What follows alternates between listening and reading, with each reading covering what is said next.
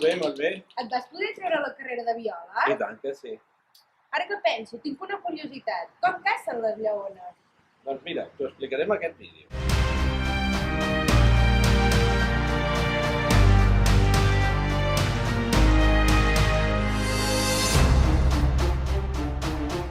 M'ha quedat clar com cacen les lleones. Però, i les guineus? Com cacen? Doncs les guineus no van en manades, cacen per lliure. Fixa-t'hi.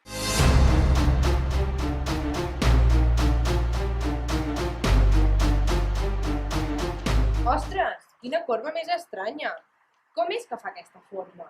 Doncs mira, que ens ho expliqui la Lorena i en Juli. La corba que dibuixa la guineu s'anomena radiòdrom i és un cas especial de les corbes de persecució.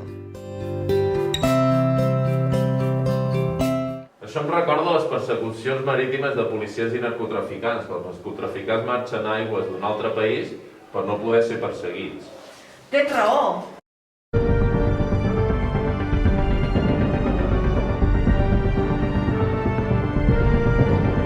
Què fan aquests policies? Per què fan aquesta curva tan tonta? Normal que entri tanta droga. Haurien d'anar en línia recta i agafar-los.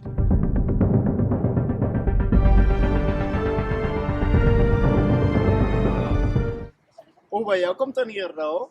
I parlant de persecucions, us imagineu 3 vaixells que es persegueixin entre ells? Qui atraparia primer aquí?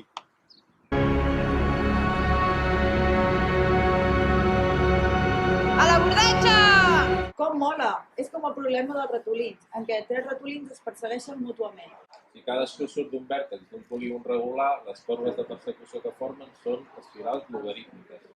Les espirals logarítmiques són espirals com les de la closca del Nautilus, en què les distàncies entre voltes successives decreixen de manera exponencial. Lleones, llebres, guineus, nautilus. El món dels animals és fascinant. I el de les matemàtiques.